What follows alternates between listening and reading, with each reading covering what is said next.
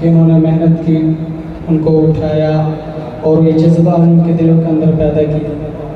تو یہ سب سے پہلے بچے ان کے لیے انعام.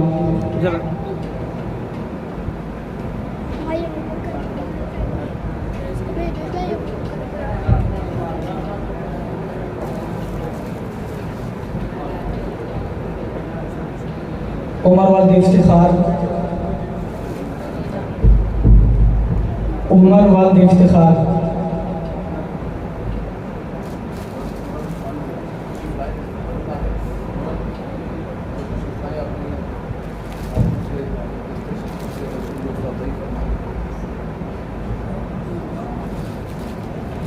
احمد والد جمیل، احمد والد جمیل. حسان والد طارق، مفتی امان اللہ صاحب. معظم والد ساجد سجاد. احمد والد زاہد، احمد والد زاہد. علی معاویہ والد شاکر، علی معاویہ. جلدی آ جاؤ جلدی. محمد عمار والد سجاد. معیز والد مشکور. معاویہ والد گلزار. عبد الرحمن والد ارشاد. عبد المنان والد ارشاد. طاہر والد شاہد. انس والد منظور. یہ بچے اگر آ جائیں جلدی سے.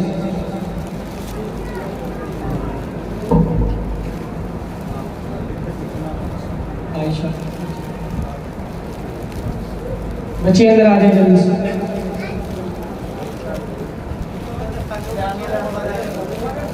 عائشہ، عائشہ والد طارق.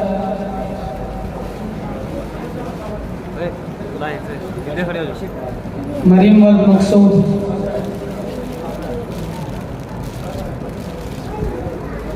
مریم والد مقصود. کشف والد شاہد. اسماء والد افتخار. ہبہ والد جاوید. کشف کشف.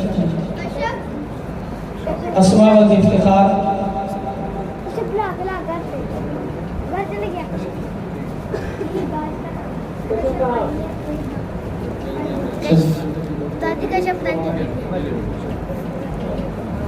ہبہ والد جاوید. مریم والد غلام عباس. خدیجہ والد شکیل. ہادیہ والد اجمل. مریم والد اجمل. اور اس کے علاوہ الحمدللہ ہمارے ہاں ترجمہ اور تفسیر کی بچیاں پڑھتی ہیں. میں ان سے گزارش کرتا ہوں کہ ان کو بھی گھر انعام دیں. بنت مقصود، بنت سجاد، بنت معشوق مرحوم، بنت گلزار، بنت شوکت، بنت مشکور. اور اس کے علاوہ جن بچوں نے روزے رکھے تھے ان کی ماؤں کے لیے انعام رکھے ہیں، تو ان سے بھی گزارش ہے کہ ان کو بھی انعام دیں. اہلیہ افتخار، اہلیہ افتخار، اہلیہ طارق، اہلیہ جمیل، اہلیہ مقصود، اہلیہ زاہد، اہلیہ شاہد.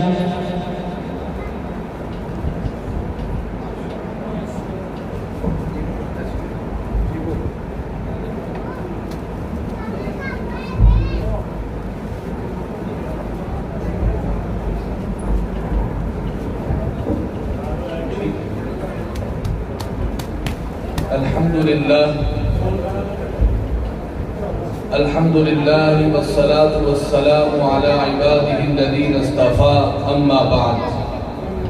أعوذ بالله من الشيطان الرجيم. بسم الله الرحمن الرحيم.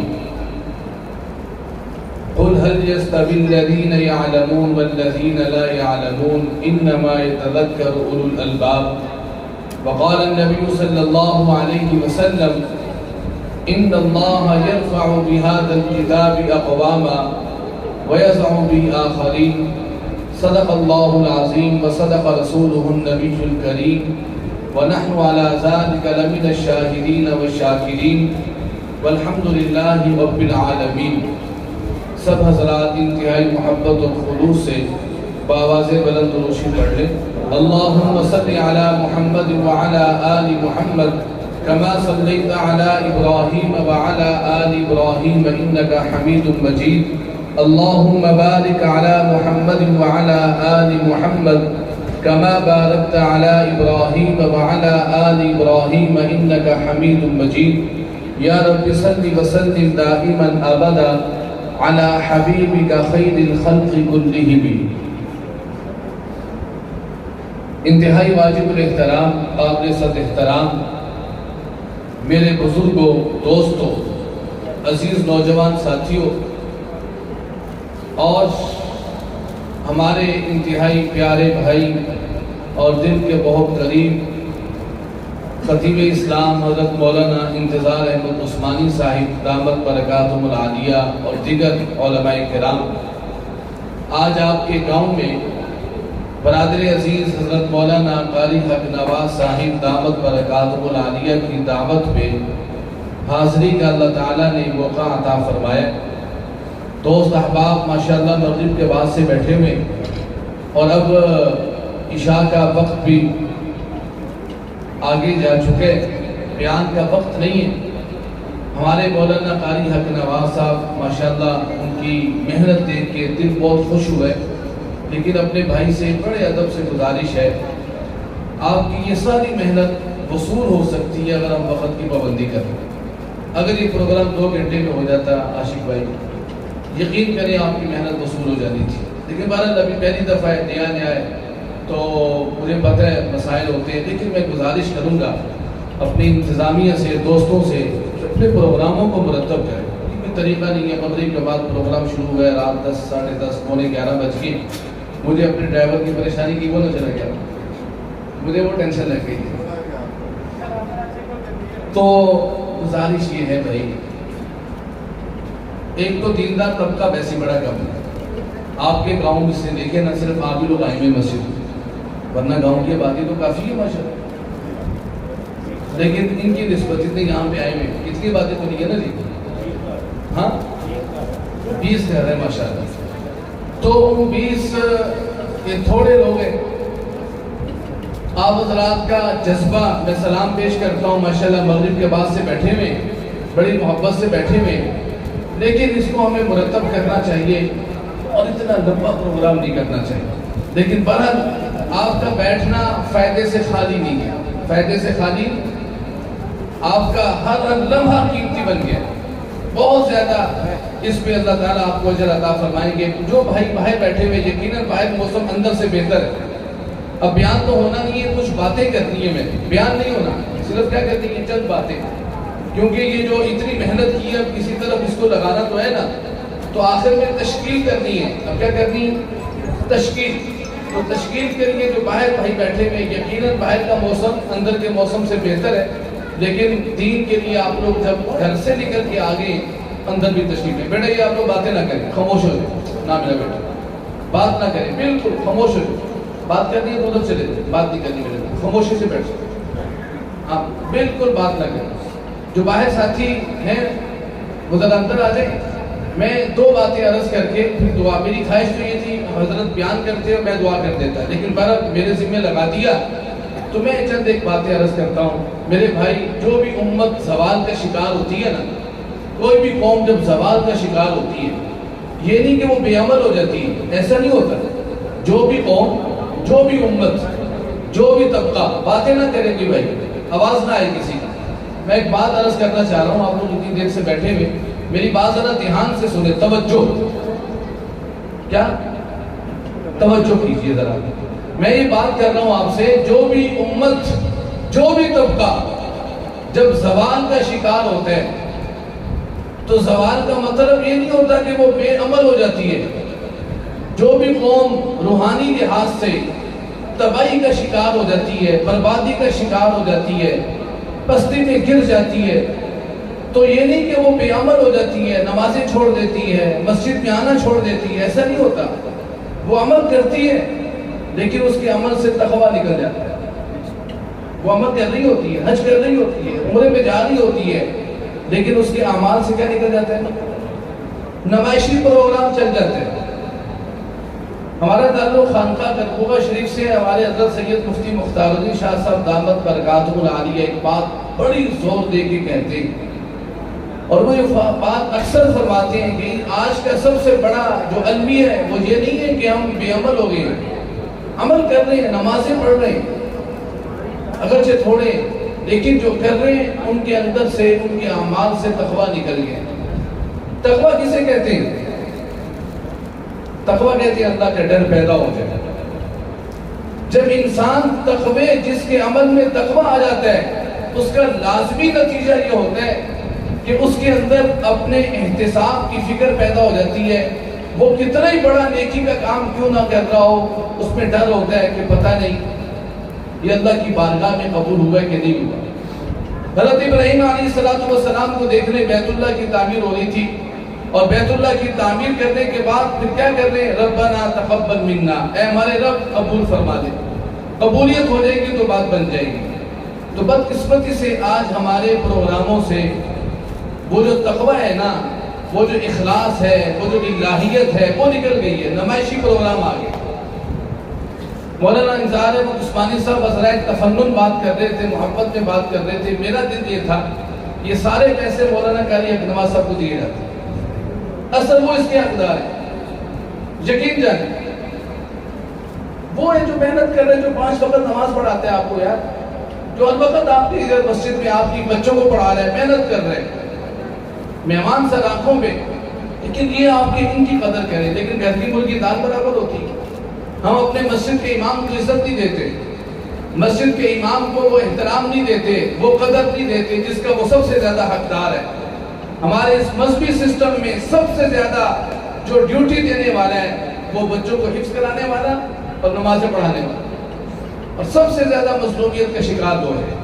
تو ہم نمائشی پروگراموں سے نکلے. جو نبی سے تعلق ہے نا، وہ صرف باتیں نہیں مانگتا. نبی سے تعلق صرف باتیں، بولو بھائی میری بات سمجھ آ رہی ہے؟ میری تھوڑی تلخ باتیں اگر آپ قبول کر لیں گے نا، آپ کو فائدہ ہوگا انشاءاللہ. میں آپ کا خیر خواہ ہوں، اللہ کی قسم آپ کا خیر خواہ ہوں. آپ سب مجھ سے بہتر ہیں، آپ سب میری آنکھوں کا نور ہیں، سر کا تاج ہیں.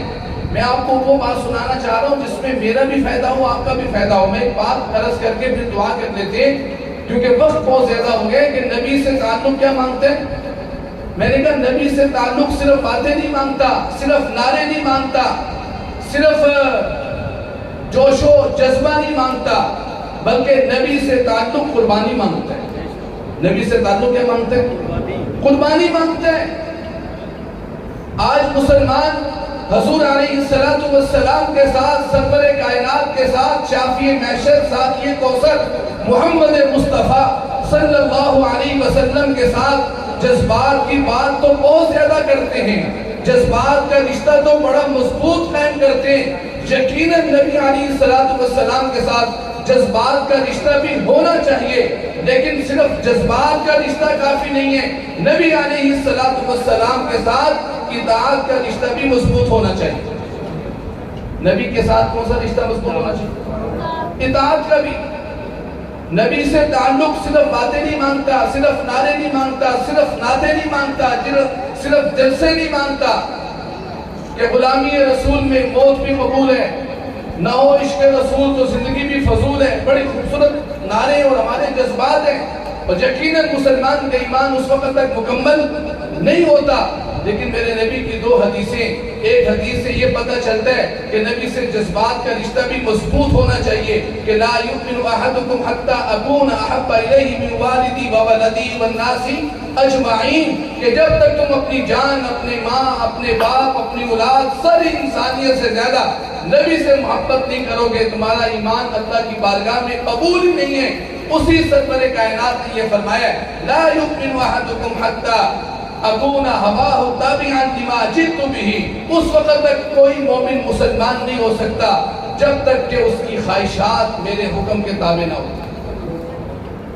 تو میرے دوستو، نبی علیہ السلام سے تعلق صرف باتیں نہیں مانگتا، صرف نعرے نہیں مانگتا، صرف جذبات نہیں مانگتا، نبی سے تعلق کیا مانگتے ہیں؟ قربانی مانگتے ہیں۔ کیا مانگتے ہیں؟ قربانی مانگتے ہیں۔ کس کی قربانی؟ خواہشات کی قربانی، جذبات کی قربانی۔ دل کر رہے ہیں کہ نماز نہ پڑھوں، گپے مارتا رہوں، لیکن نہیں، نبی کا حکم ہے نماز پڑھنی ہے۔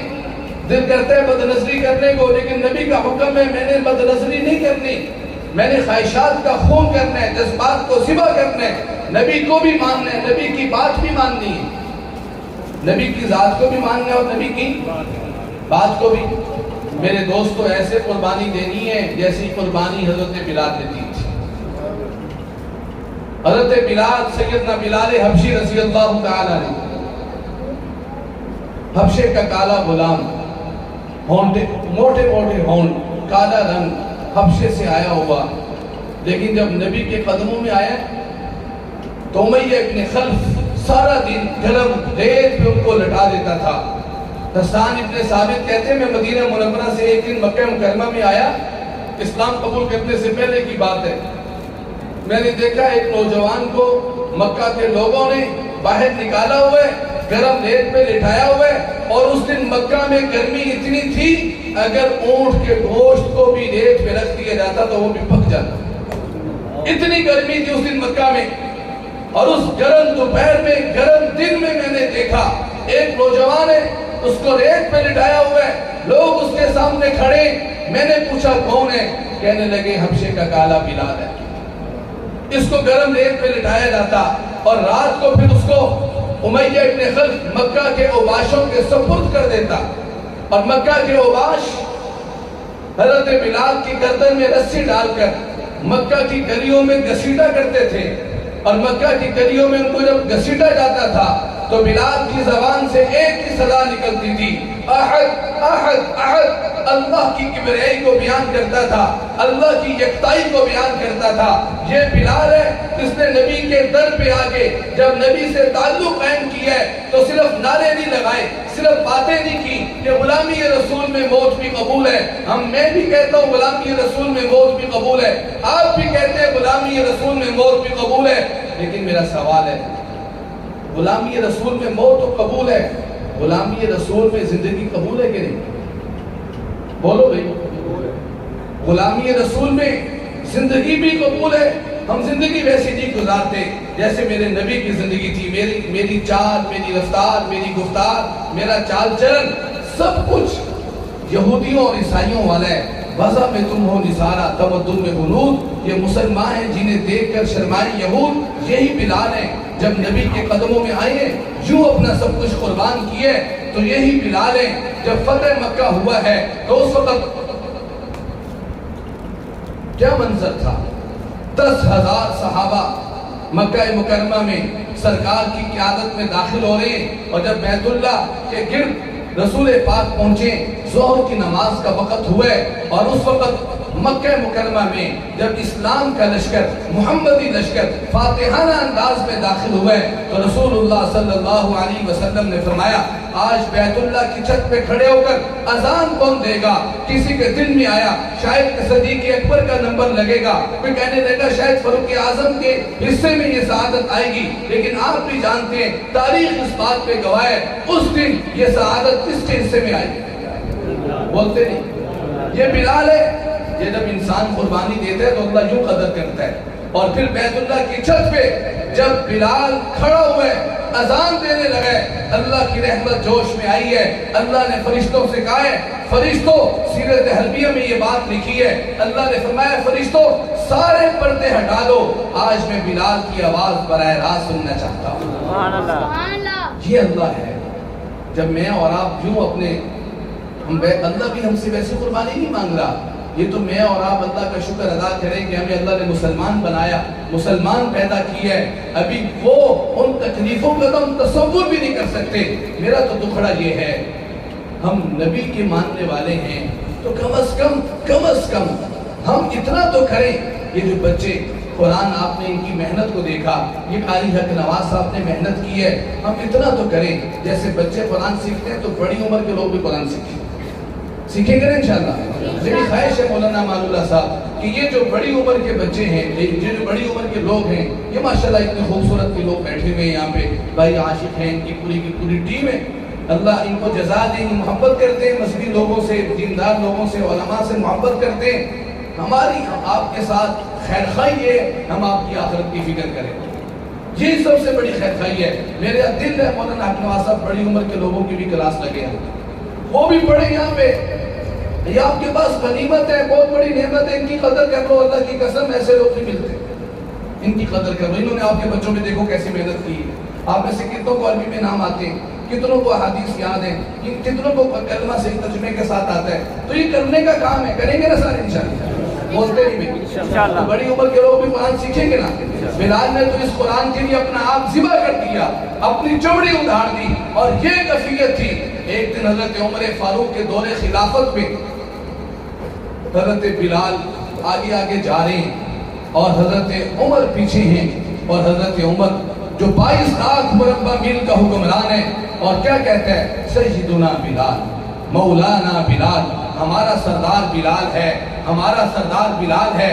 اور بلال اس وقت حضرت عمر کے پاس آئے, آنکھوں سے آنسو بہہ پڑے, کہنے لگے نہیں میں آپ کا سردار کیسے ہو سکتا ہوں, آپ تو 22 لاکھ مربع میل کے حکمران ہیں, آپ تو وہ ہیں جن کے بارے میں زبان نبوت نے کہا ہے لو کان بعدی نبی لکان عمر, آپ تو وہ ہیں جن کے بارے میں زبان نبوت نے کہا ہے ان اللہ جعل الحق علی لسان عمر, اللہ نے عمر کی زبان پہ حق کو جاری کر دیا ہے. اور آپ کیسے, آپ تو ہماری آنکھوں کا نور ہیں. حضرت عمر ان کی بات سن کے رو پڑے, تاکہ نہیں بلال میں نے نبی سے سنا تھا, بلال چلتا زمین پہ ہے, اس کی آواز جنت کے اندر آتی ہے. سبحان اللہ. اور یہ بلال ہے. حضرت عمر نے ان کے بارے میں یہ فرمایا, اور میرے نبی نے کیا فرمایا, حضور علیہ السلام نے فرمایا اے بلال, یہ صفہ کی درسگاہ کے طالب علم کی میں کارگزاری سنا رہا ہوں. یہ صفہ کے چبوترے پہ جو پہلا مدرسہ بنا تھا, اس مدرسے کا جو طالب علم تھا, اس مدرسے کا جو مؤذن تھا, آج میری اور آپ کی نگاہ میں مؤذن کی کوئی طاقت اور اہمیت نہیں ہے. گاؤں میں جس کے ذمہ کوئی کام نہ ہو وہ اذان دیتا ہے. اور آج ہمارا معاشرہ کیونکہ فتنوں کے زمانے سے قرب قیامت کا زمانہ ہے, اور میرے نبی نے فرمایا تھا ایک زمانہ آئے گا دین ایسے ہی پرانا ہو جائے گا جیسے نقش و نگار والا کپڑا جب پرانا ہو جاتا ہے, پوسیدہ ہو جاتا ہے, دین ایسا پوسیدہ ہو جائے گا. اور اسی طریقے سے لوگ دین کو بھول جائیں گے, نماز کے مسائل کسی کو پتہ نہیں ہوں گے, زکوٰۃ کسے کہتے ہیں, زکوٰۃ ادا کیسے ہوتی ہے, کسی کو مسئلوں کا پتہ نہیں ہوگا. ابن ماجہ کی روایت آپ کو سنا رہا ہوں, ابن ماجہ کی روایت ہے اور ابن ماجہ کی حدیث ہے. حضور نے فرمایا اس زمانے میں جو تھوڑے لوگ بوڑھے ہوں گے وہ یہ کہیں گے کہ ہم نے اپنے بڑوں سے لا الہ الا اللہ سنا تھا, ایک ہی رات میں قرآن کی آیتوں کو اٹھا لیا جائے گا. قرب قیامت کا نقشہ میرے نبی نے بیان کیا ہے, جب یہ کیفیت ہوگی علم اٹھا لیا جائے گا, اسلام نہیں اس کا نام باقی رہ جائے گا, قرآن نہیں اس کا نام باقی رہ جائے گا. اور اس زمانے میں چند بڑے لوگ ہوں گے جو کہیں گے کہ جو ہمارے آباء و اجداد تھے وہ اس طرح کی باتیں اذان کی کیا کرتے تھے, نماز کی باتیں کیا کرتے تھے. میرے دوستو دجالی زمانہ ہے, دجالی دور ہے, دجالی فتنے ہیں. اس زمانے کا سب سے خوش نصیب انسان اللہ کی قسم وہ ہے جو ایمان کے ساتھ دنیا سے چلا گیا. اس دجالی زمانے میں اگر اپنا ایمان بچانا چاہتے ہو, اپنے بچوں کا ایمان بچانا چاہتے ہو, ایک ہی راستہ ہے, اپنے بچوں کو مکاتب میں بھیجو, اپنے بچوں کو مکتب میں بھیجو, ورنہ ان کا ایمان بھی خطرے میں ہے اور یہ بھول جائیں گے قرآن کیا تھا, مسجد اور مدرسہ کیا تھا. یہ آپ کے خیر خواہیں حضرت بلال حبشی کی بات سنا رہا ہوں. جب آپ انہی کے نقش پا پہ اپنے بچوں کو بھیجو گے تو میرے نبی نے بلال سے فرمایا کہ قرآن کا اصول یہ ہے منہا خلقناکم وفیہا نعیدکم ومنہا نخرجکم تارۃ اخری, کہ جس مٹی سے انسان کو پیدا کیا جائے اسی مٹی میں اس کو جہاں سے اس کا خمیر لیا جاتا ہے نا, وہیں پہ اس کی قبر بنتی ہے اور وہیں سے وہ اٹھایا جائے گا. یہ اصول ہے. لیکن فرمایا ہے بلال اللہ نے تیرے لیے اصول بدل دیا. تیرے لیے کیا بدل دیا؟ کیا پھر آج تیری قبر دمشق میں بنے گی، لیکن قیامت کے دن میرے قدموں سے اٹھایا جائے گا۔ کہاں سے اٹھایا جائے گا؟ میرے قدموں سے اٹھایا جائے گا۔ یہ دین کے طالب علم کی قدر، یہ محمدی درسگاہ کے طالب علم کی قدر، یہ سب ان کے قدموں کے نیچے بھی فرشتے پر بچھاتے ہیں، ان کے لیے مچھلیاں سمندر میں دعائیں کرتی ہیں، ان کے لیے جنگل کے درندے دعائیں کرتے ہیں۔ یہ وہ ہیں جن کی وجہ سے اللہ کی قسم میں اور آپ عذاب سے بچے ہوئے۔ پہلی قوموں پہ جن گناہوں پہ عذاب آتا تھا، وہ سارے گناہ اس قوم کے اندر ہیں، اس مسلمانوں کے اندر ہیں۔ ذخیرہ دوزی ہمارے اندر، ناپتول میں کمی بیشی ہمارے اندر، بے حیائی ہمارے اندر، بے شرمی ہمارے اندر۔ کون سا گناہ ہے جو اس قوم کے اندر نہیں ہے؟ یہ تو مجھے اور آپ کو نبی کی دعاؤں نے بچائے، اور یہ میرے اور آپ کی نبی کی دعاؤں کا صدقہ ہے۔ اور آج میرے دوستو، اگر میں اور آپ چاہتے ہیں کہ دوبارہ محمدی بن جائیں اور دوبارہ عزتیں پالیں، دنیا میں بھی سکون مل جائے، آخرت میں بھی سکون مل جائے، اقبال کی سنو، اقبال کہتا ہے شب پیش خدا بگرستمن مسلمانہ چورا زیرو خارن ندا آمد کے نبی دانی این قوم تیرے دارن وہ محبوب ندارن۔ اقبال کہتے ہیں کہ رات میں اللہ کے آگے بڑا رویا اور بہت زیادہ میں کل پرایا کہ یا اللہ مسلمان ذلیل کیوں ہیں، مسلمان رسوا کیوں ہیں۔ اقبال کہتے ہیں نبی دانی غیب سے آواز آئی، نبی ندا آمد غیب سے مجھے آواز آئی، نبی دانی تو جانتا نہیں ہے این قوم دیر دارن وہ محبوب ندارن۔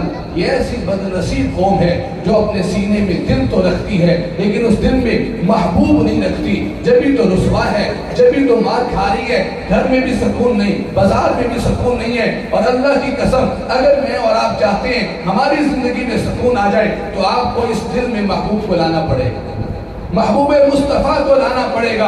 آج میں نے اپنے دل کے اندر، اپنے سینے کے اندر عورت کو سجایا، دولت کو سجایا اور دنیا کی چیزوں کو اپنا بت بنایا، اور دنیا کی پیسوں کے پیچھے میں اور آپ مر گئے ہیں، پیسے کے غلام بن گئے، چیزوں کی پرستش ہو رہی ہے اور پیسہ پھر بھی ہاتھ میں نہیں آ رہا۔ ایک ہی طریقہ ہے، اگر میں اور آپ اپنے دلوں میں محمدی تصویر اور محمد رسول اللہ کی محبت کو سچے معنوں میں سجا رہے تو اقبال کہتے ہیں کہ محمد سے وفا تو نے تو ہم تیرے ہیں، یہ جہاں چیز ہے کیا لوح و قلم تیرے ہیں۔ اللہ تعالیٰ مجھے اور آپ کو کہنے سننے سے زیادہ عمل کرنے کی توفیق عطا فرمائے۔ تو سب نیت کرتے ہیں انشاءاللہ رسول کہ آج کے بعد قرآن کے ساتھ وفا کریں گے، نبی سے تعلق ہم سے مانگتے ہیں کہ ہم بھی قرآن پڑھیں، ہم بھی آج کے بعد نماز کو نہیں چھوڑیں گے، اپنے بچوں کو بھی مسجد میں داخل کرائیں گے اور خود بھی مسجد میں آ کے قرآن کو پڑھیں گے انشاءاللہ، کریں گے نا انشاءاللہ۔ جزاک اللہ وما علینا الا البلاغ المبین۔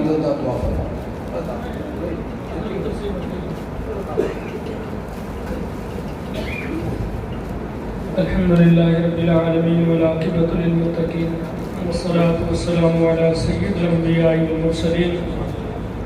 ربنا آتنا فی الدنیا حسنہ وفي الآخرة حسنة وقنا عذاب النار ربنا ظلمنا أنفسنا وإن لم تغفر لنا وترحمنا لنكونن من الخاسرین۔ میرے اللہ ہماری آج کی سب کی حاضری کو اپنی بارگاہ کے اندر قبول فرما دے۔ میرے اللہ اس پاکیزہ محفل کو جس لوگوں نے بھی اللہ اس کا اہتمام کیا ہے ان کو اجر عظیم عطا فرما۔ حضرت مفتی صاحب کے بیان کو اللہ اپنی بارگاہ کے اندر قبول فرما دے، ہمیں عمل کی توفیق عطا فرما دے۔ اللہ یہ جو بچے پڑھنے والے ہیں ان کو کامیاب و کامران فرما دے، اللہ ان کو حافظ عالم بعمل بنا دے۔ میرے اللہ قاری حق نواز صاحب جو محنت کر رہے ہیں ان کی محنت کو اپنی بارگاہ کے اندر قبول فرما دے۔ اللہ ان کے جو معاونین ہیں دنیا آخرت کی ہر بھلائی ان کو عطا فرما دے۔ اللہ جتنے یہاں مرد و عورت بیٹھے ہیں اللہ جو بے اولاد ہیں ان کو نیک صالح نرینہ اولاد عطا فرما۔ اللہ جو بیمار ہیں شفاء کاملہ عطا فرما۔ میرے اللہ جو تنگ دست ہیں تنگیاں دور فرما دیجیے۔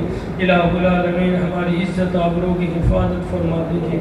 میری عزت کے اندر مال و جان کے اندر خیر و برکت عطا فرما دیجیے۔ میرے اللہ ہمیں ہر وہ خیر عطا فرما دیجیے جو نبی پاک صلی اللہ علیہ وسلم نے مانگی۔ میرے اللہ ہمیں ہر وہ شر اور فتنے سے محفوظ فرما دے جس سے نبی کریم صلی اللہ علیہ وسلم نے پناہ مانگی۔ ربنا تقبل منا انك انت السميع العليم وتب علينا انك انت التواب الرحيم۔ صلی اللہ تعالی علی خیر خلقہ محمد وآلہ وصحبہ اجمعین برحمتک یا ارحم الراحمین۔